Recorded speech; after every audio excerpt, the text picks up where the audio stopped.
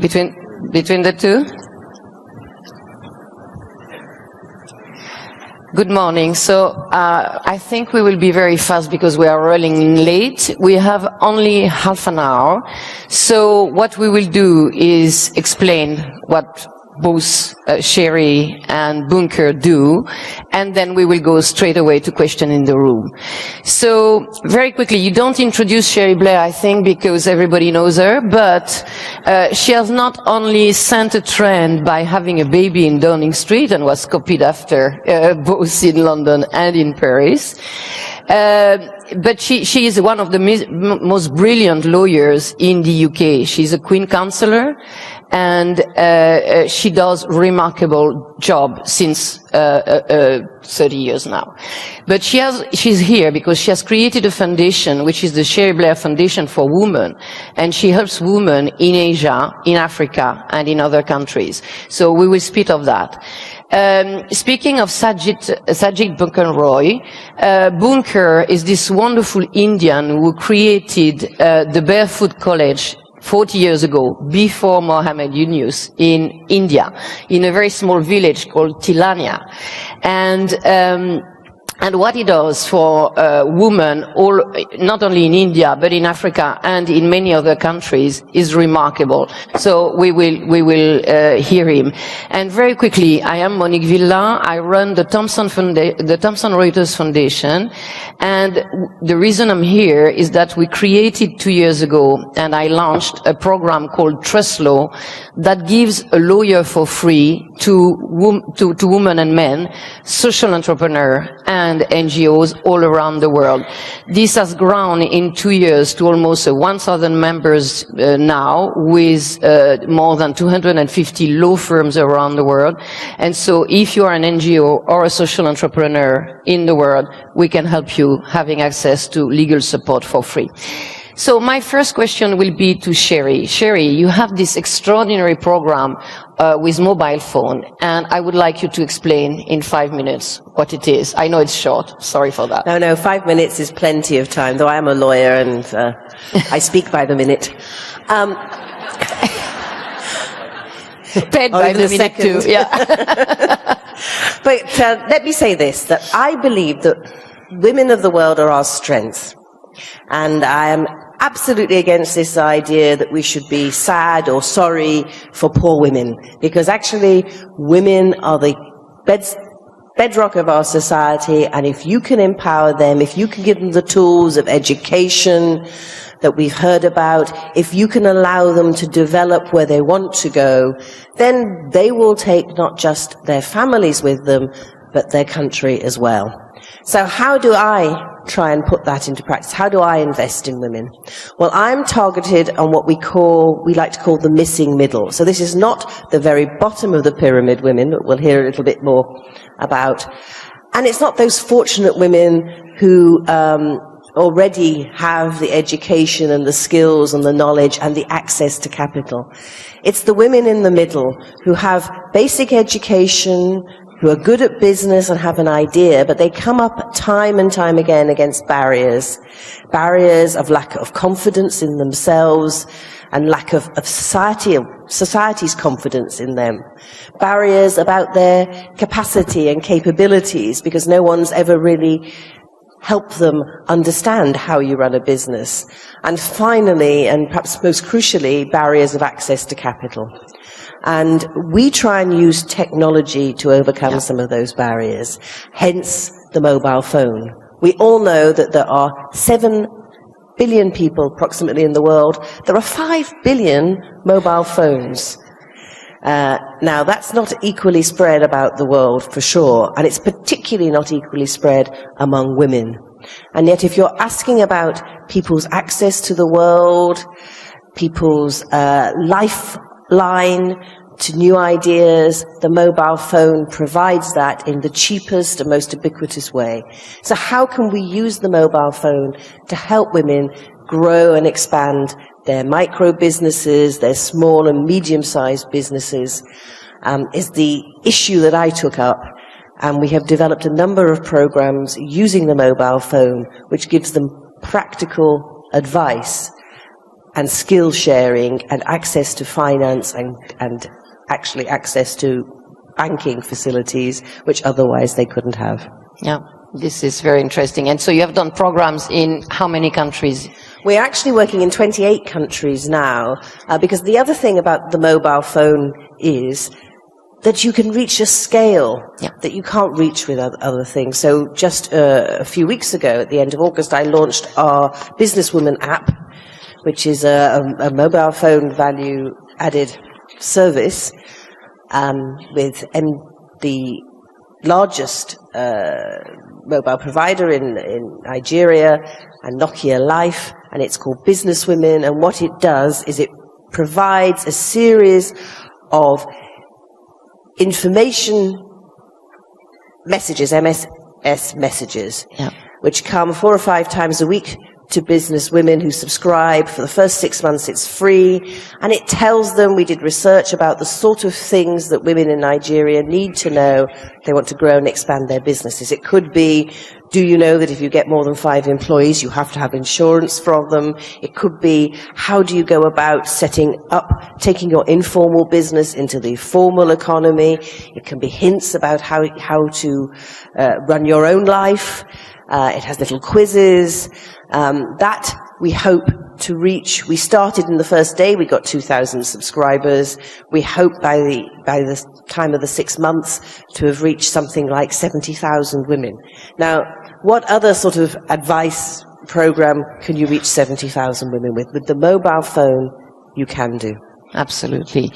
So now I will turn to Bunker, and from your Collège des Va-Nu-Pieds in India, you have done marvelous things for women in Africa. So explain to us how you did that. Only concentrating on our experience in Africa, we started in 2007, and we came to quite a profound conclusion in Africa. We came to the conclusion that men are untrainable. Here, here. Men are restless. Men are ambitious. Men are compulsively mobile, and they all want a certificate. And the moment you give a certificate to any man in Africa, he leaves the village within days looking for a job in a city. So if you go to any remote village in Africa, you'll have very young people and very old people.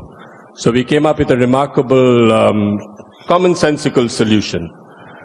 We trained grandmothers of Africa.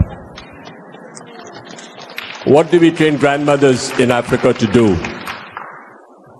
We are in the business of solar electrifying villages in Africa. So I have been to 29 countries all over Africa in remote, inaccessible villages and selected grandmothers from these villages. The criteria of selecting a grandmother is that she has to be illiterate, she has to be between 35 and 50, and grandmothers in Africa are between 35 and 50, very young grandmothers. After they are grandmother. After their grandmother. And they have to have roots in the village and not leave the village.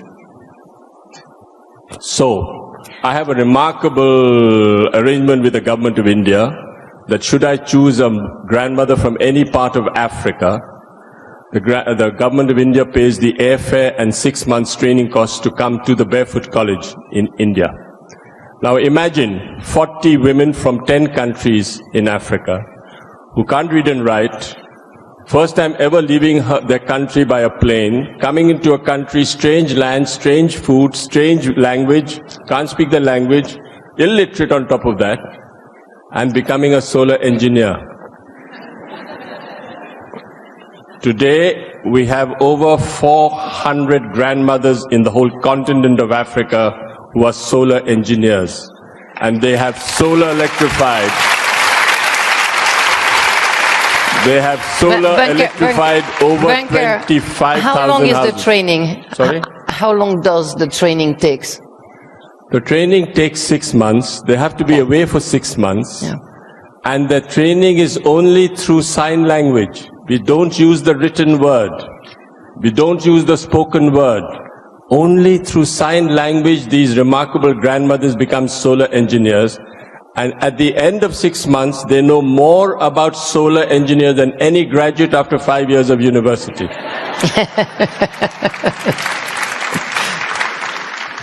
We have had extraordinary women, illiterate, down to earth, and they have changed their village when they go back. You know, when they go to India, it's like a funeral because, you know, grandmothers going away all the way to India, God knows if they'll survive, been sold to Arab men. Absolutely. Horror stories that are in their minds, and they're all dazed. When they come back, they're no longer grandmothers, they are tigers. They come back, come out of the plane like a star. They are veterans and they handle the press like they've never done before. You know, the best way of communicating today is not television, it's not telegraph, it's not telephone, Twitter. It's tell a woman. But you see, what I love about that is it's about actually, instead of thinking in a European way or a Western way, this is the career progression we expect. It's actually looking at the problem, looking at the resources and saying, well, how can we actually put those resources to use? Yeah. It makes absolute sense to take an African woman who, after she's got her children, is still very young, got a lot of energy, and give her something to do. And it's what we try and do too with our mobile phone, because the thing about the mobile phone is that it enables women to expand their horizons. So, for example, in Nigeria, when we were doing our research, one of the women we worked with, because we were providing business support, had set up a small toy business. She'd started in her own house, then she'd expanded and was selling handmade toys in the market. And she'd done quite well, and she'd managed to find, you know, in the next neighborhood market, she knew someone, she sold something. But she was finding a problem. The problem was she was running out of raw materials, and she didn't know where to get those raw materials from. At the same time, people were liking her toys, and she thought, I could sell in other markets, but I don't know people in other villages, so how do I get in touch with them? The mobile phone enables you to link into a network of other women on that mobile phone network, thereby finding your suppliers, finding your sellers, and expanding your business. And if you can combine that with some sort of training as well, which you can do, then you start seeing these micro businesses blossoming into small and medium-sized businesses, and eventually will take over the world. Bunker, one last question just to understand, why did you choose Africa and not some other places in Asia or Southeast Asia? We are all over the world, but we started with Africa because we looked at the Human Development Report and found out which is the least developed countries, and we went to the last country and worked ourselves up. So at that time when we went, it was Sierra Leone. So we went to Sierra Leone. Yeah. Now we've covered almost the whole continent of Africa with the exception of Nigeria and Gabon and Botswana. And but you know, the impact that this has had is incredible. Yeah. For the first time, these women that have come back, the husbands are scared of them. Because they've gone to India and come back. You know, it's a fantastic journey for them. Yeah. When we've solar electrified a village, it's a powerful family planning tool, because the next year you find less babies being born from the solar electrified villages. So it's a family planning tool. So what are they doing instead then? They watch TV. Mobile phones, gossiping outside with their solar lanterns. That's the communication channels that have opened up. But you know, this cannot be done alone. We have to have partnerships. And we have a remarkable partnership with UN Women. Letty is sitting here. The software is looked after by the government of India, and the hardware is looked after by UN Women. We had Michelle Bachelet coming to India, and she spoke to these remarkable women, and she was so... She spoke by signs, of course. Almost. But I think the impact is much more than being a solar engineer. You are changing mindset, you're changing men-women relationships, you're changing leadership, you're changing role models. They're becoming role models all of a sudden. They were useless, discarded by society, and all of a sudden they become role models and leaders in the society. We gave solar lanterns to traditional midwives, and 500 babies have been born in Ethiopia out of solar lanterns. Otherwise, they'd be using candles and through fireside. Absolutely. In Malawi, they said for the first time in the history, they have not seen rats and scorpions and snakes in the house because of solar lights. Plus, educational levels have gone up. So, and the best part of training a woman is that she loves training others. Yeah. You train a man, he'll never train another one because he thinks his job is at stake, you know. And the best part of being illiterate is that you never forget. You never forget. So even after equipment comes after 6 months, they come and solar electrify their own village as if they are stars. They just haven't forgotten. That's so I think these are the spin-offs.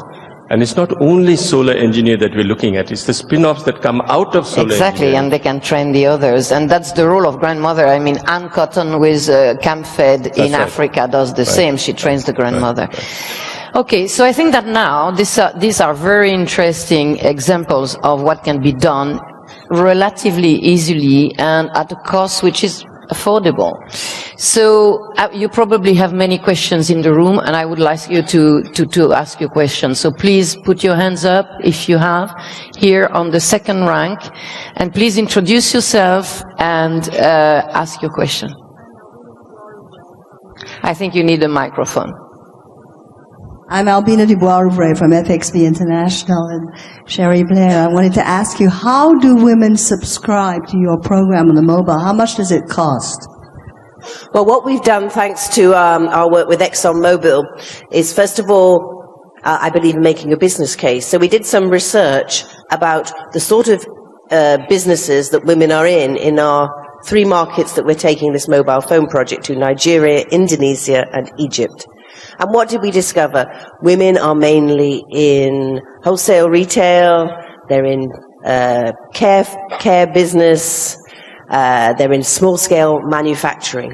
We also discovered that many of those women already have a mobile phone, and they all express not only an interest in using the mobile phone to expand their businesses, but a desire that if it was going to help them, that they would pay.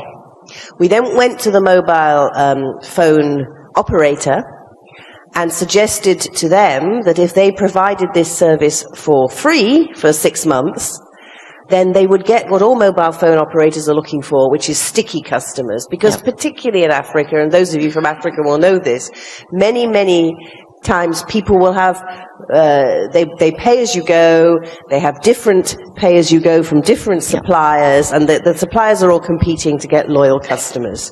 So in our program, for the first 6 months, it costs nothing. After the first 6 months, it will cost less than $1 a month to have this service. I'm still working on the mobile phone provider to actually provide the whole service, which is a year, for free. And I'm very hopeful that eventually they'll succumb to my charms. Thank you. Please come to Rwanda and Uganda and Burundi. Well, actually, we are going to do something slightly different in Rwanda. We're also in Tanzania and Uganda, and there what we're going to do is we are helping with Tigo, the mobile phone supplier there, to set up mobile money. We're going to help train women to run their own mobile money businesses, thereby providing the facilities whereby people who make these financial transactions on the phone buy goods from the mobile money store and again, create and grow the economy. So that we're starting very soon. So look out for me in Rwanda. Another question on the first rank here. If you are in the back, I cannot see you very well, so if you have questions, you better stand up. I'm Nina Gardner, and I've been very happy to have helped Bunker get his first private sector sponsor, NL Green Power, and I'm sure there are a lot of other businesses in the room. So apart from NL Green Power, if there are other companies that would like to get involved in helping scale up this incredible project. NL Green Power is now in 5 countries or 6 countries in Latin America, so they've moved from Africa to Latin America, and there are others in Afghanistan and other places. But please come talk to me, or I think Megan is in the room, or Bunker Roy, because this really works, but you need to scale up. So come to us. Thank you. And it has already gone very fast because it was launched 5 years ago, wasn't it? So it has been fast. But Monique, I think what this shows is the power of partnerships. Yeah. And actually, if we're going to go to scale, we need to think about partnerships. We need to think of partnerships not just between the public sector in the form of government and the private sector, but also involving the NGO community. Now, in my time in Downing Street, I have nothing but admiration for the NGO community, but let's be honest, they aren't always very, they're a bit like the man you're talking about, you know, and we have to do more to work together. And one of the things that I'm trying to do with my foundation is to go into partnerships with other NGOs and say, look, you already have a good scheme. Let us combine with you, combine with the private sector, when necessary, getting the right government structures in place. And let's take that small project, which is working really well in one place, to Sherry, 100 places. why don't we partner right now Yeah. with our 200 villages in 41 countries? Of course, why not? That's a good thing. And That's a deal. we have mobiles everywhere we need. We can Well, you partner see, on with this. the solar power, of course, That's right. you You already don't need can any charge power. the mobile Right. phone. Yeah. Right. So you've got starting there. What you need is these mobile money kiosks where Right. people can do the got to talk. transactions. Yes. We need to talk. Yes. But we're always talking. That's and very by the good. way, don't pay any attention to that, because actually Bankar is a real illustration. And I want to say this to the lone men in the room. Actually, we need you too, because this is not just about a load of women doing these things, because much as I love females, we're not always so good if we're the only people in the room. I passionately believe, whether it's on boards of companies or in whatever sector you're in, you need a balanced community. And that doesn't mean all women and it doesn't mean all men. It actually means a good balance between both of us. Just being provocative. And the most important people in Africa are very often men when they are convinced that women have a value. So I agree fully. Another question in the room?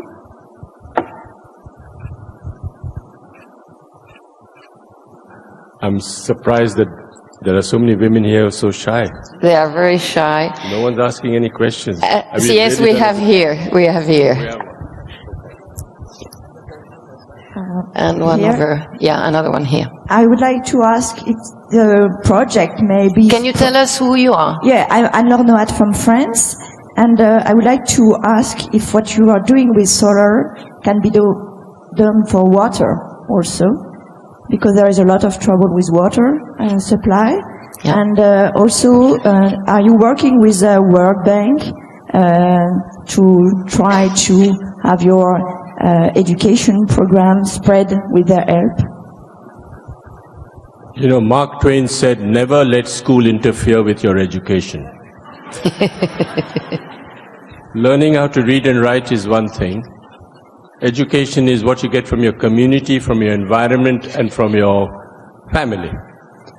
We have a different version of education, and that the World Bank doesn't agree with. We are talking about non-structured, informal, hands-on skills, which is also education. But this is something which is simple and down-to-earth and grounded, which does not depend on people with high qualifications, paper qualifications. So Barefoot College is the only college that should you have a PhD or a master's, you're disqualified to come. You have to be someone who works with his hands and someone who has a skill to offer. So we are not partnering with the World Bank, but we're partnering with like-minded people who are also at the international level, like the UN Women, who think that this is an approach that can be scalable because it depends on the skills of women on the ground. And we are not hung up, because where is it written that just because you can't read and write, you can't become a designer, you can't become a communicator, you can't become an architect, you can't become a solar engineer. It's only in our minds that this is coming in the way. So we feel that we have to be able to develop the capacity and competence of rural women to be able to look after their own welfare and developing their own communities. And they shouldn't depend on anybody from outside. But Banco, probably one of the first things your women will do when they have made themselves into these engineers is to ensure that their children and their grandchildren go to school. And there's no doubt at all, obviously, that formal education is the future for our children. Over and above that, when these illiterate grandmothers go back, the first thing they ask the end users, I want to learn how to read and write. And if you can do that, yes, you can also use the mobile phone. But it's not to say you can't use the mobile phone without reading and writing, because you can devise mobile phones that can actually do that. And I've seen illiterate women in India where they know that this button is for their supplier and this. That's right. But nevertheless, education is of course important. But I'm always struck by meeting girls in the Middle East, where 70% of the university students in the Middle East are female. And then saying to them, what are you going to do now you've got your degree or your PhD, and being said, well, there's nothing for me to do. So it's not enough to educate our young people or our medium-aged people or our old people. We also have to provide them with jobs. And that's why entrepreneurship in all its forms is so important, because in the end, that's the driver of an economy, and the economy produces all those good effects. We have a story of the first Arab woman who's the barefoot solar engineer from Jordan. She came to Telonia. In the first month, she got a telegram from the husband saying, come back, your children are ill. So she goes back because she's very fond of the children, and she finds that the husband has sent a false telegram because he was missing the wife and said, no, you come back now. She goes in front of the whole village and says, you will not stop me from going back. So she goes back and completes her course. She was the first barefoot woman solar engineer of the Middle East. There is a film which has been brought out by Sundance, which is just now being shown, called Rafia Solar Mamas. You should see that film. It's on internet. You can see it. You can Google it. But it's the story of a woman who's actually made herself into something that the whole community was against. Yeah. So many stories that we have about, for instance, we had this woman from Benin who came to Telonia, went back as solar engineers. After 1 month, I get this frantic telegram from the NGO saying these women have forgotten everything. Obviously, the men had got to them and saying, oh, what's the name of this part? Oh, what's the name of this? And of course, they didn't know because they just know how to do it. So I got this battle axe of a grandmother from Mauritania. I flew her over within half a day to Benin. And the moment these two women saw this battle axe from Mauritania, they remembered everything. And they went and solar electrified the first village in Benin. So we have stories where solidarity is so important, but community support is so important. Solidarity, sharing, and also because when you train women and they come back and they will train their children, their grandchildren, etc. So it's but if we're talking about solidarity, let me talk about another way that technology can help with that. Because one of the things I have found when I have travelled around the world is that there's a lot of goodwill. I mean, there's a lot of goodwill in this room about how can we help the sort of women that we're talking about. And one of the other things I've done with the help of Google is set up, I call it my sort of online dating service, but actually it's a global mentoring platform with a difference. We don't just mate you, we actually monitor and support you through a relationship of 12 months. And what we do is we partner with NGOs to identify women who've got a business idea, who've had some business training, and then we provide them with mentors in other parts of the world who, using the internet, commit to helping them take that particular project that they have over the course of a year to fruition. And whether it's the partnership we had between a man in Birmingham in England with Nahaya in Palestine, where she set up and grew her restaurant selling Palestinian food to the students in the university because she couldn't find a job in Palestine once she graduated either, or whether it's someone in California supporting a woman in India who was setting up an interior design business, which she was doing really well, but she had no idea really about how to financially manage the business. She knew what she was good at, but she was getting bogged down with business planning, and with the help of her mentor, she managed to learn how to do that and to free up her time so she could concentrate on what she's doing well. There are so many opportunities now to have a one-to-one relationship across the world, and to get that personal satisfaction and growth yourself, as well as to help someone who just needs a little bit of help to be a star.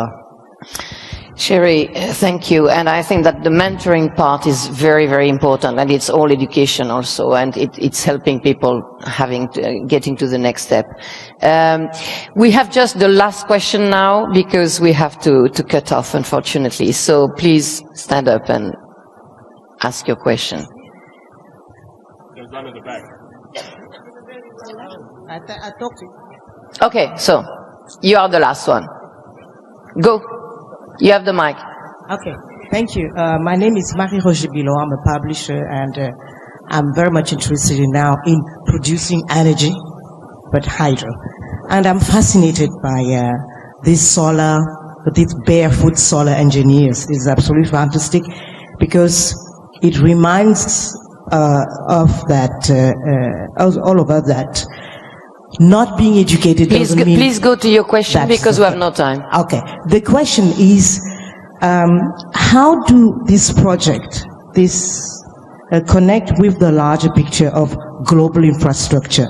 You know, the previous panel resonates, where there is a need of infrastructure, big infrastructure in Africa, electricity, you know, for the cities, for the country. How does it connect with that? Thank you. How do you link it with Thank you. Bunker? You know, the answer in Africa is not centralized system, but decentralized systems. It is not having power plants which gives you electricity to your homes through transmission lines. It is having a panel in every house on the roof, so that everyone in the whole community is responsible for repair and maintenance. Your biggest problem with solar anywhere in the world is repair and maintenance. Someone sells you a product, and after that, you've got the money and he forgets about you. You're a stranger. In this barefoot approach, everyone is involved. Everyone is a part. Everyone has to share. Everyone has to know each other. And the woman who has been selected by the community is answerable to every family in that village. What the woman pays, what that family pays, is what they already pay for kerosene, candles, torch batteries and diesel. And it comes to be between $5 to $10. That money stays with the community, and the community looks after that money. 30% of the total contribution goes to the salary of the woman engineer. Remember, she's not a grandmother anymore, she's an engineer. And you treat her with respect as an engineer, and she needs to be paid for it. She has value now. So this is how we develop entrepreneurship. Nothing is free. Yes, maybe the panel is subsidized, but the repair and maintenance is looked after by the community. So the answer to Africa is decentralization, not centralization. Very good. Sherry, one last word. Well, I think we see that as well in the mobile phone and mobile money, because for years and years and years we've been talking about the poor not having access to banking.